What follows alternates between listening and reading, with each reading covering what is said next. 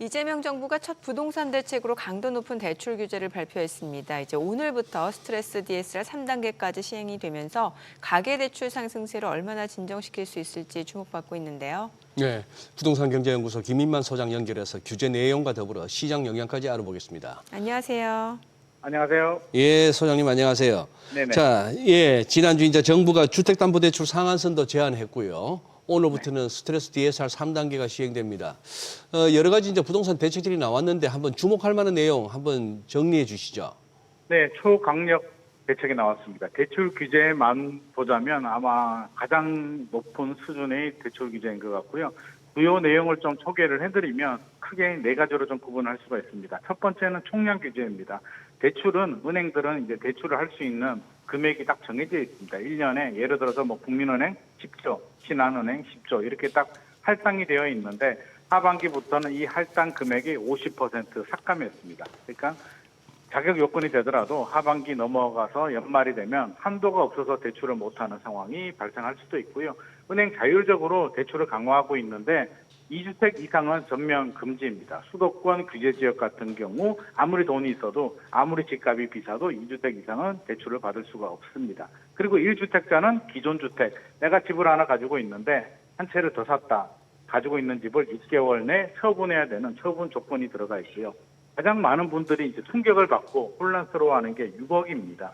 지금 대출 규제는 LTV, DSR 이 두 가지 규제가 있는데 LTV는 집값 대비 몇 억까지 대출을 해주겠다. DSR은 소득 대비 얼마를 해주겠다는 건데 아무리 이 두 가지 요건을 충족을 해도 6억까지 커트라인입니다. 수도권이나 규제 지역은 30억 아파트를 가지고 있어도 연봉이 10억이 돼도 대출은 6억까지만 나옵니다. 거기에 생활안정자금은 1억까지만 대출이 되고요. 생애 최초 주택 구입하시는 분들은 비규제 지역에 LTV 80%까지 됐었는데 70%로 10%포인트 삭감하고 디딤돌, 버팀목, 정책자금 대출도 한도를 줄였습니다. 한마디로 전방위적으로 할 수 있는 대출 규제 카드는 다 동원했다고 해도 과언이 아닙니다.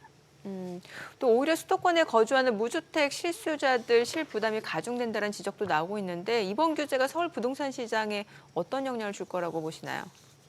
일단 정부 입장에서는 불가피한 정책이었다는 생각은 듭니다. 최근에 한 3개월 동안 집값 상승이 너무 가팔랐죠. 특히 한강벨트 같은 경우 성동구는 거의 한 달 만에 0.99%까지 상승을 했기 때문에 개입을 할 수밖에 없었는데 근본 문제 해결책이라기보다는 급한 불을 좀 끄기에 급급했다.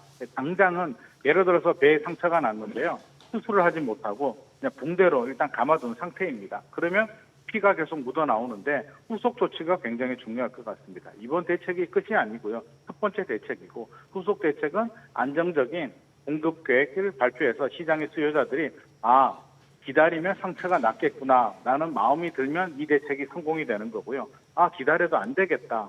빨리 집 사야겠다라는 심리가 확산이 되면 풍선 효과가 크게 발생할 수도 있습니다. 네, 오늘 내용 잘 들었습니다. 고맙습니다. 네, 고맙습니다. 감사합니다.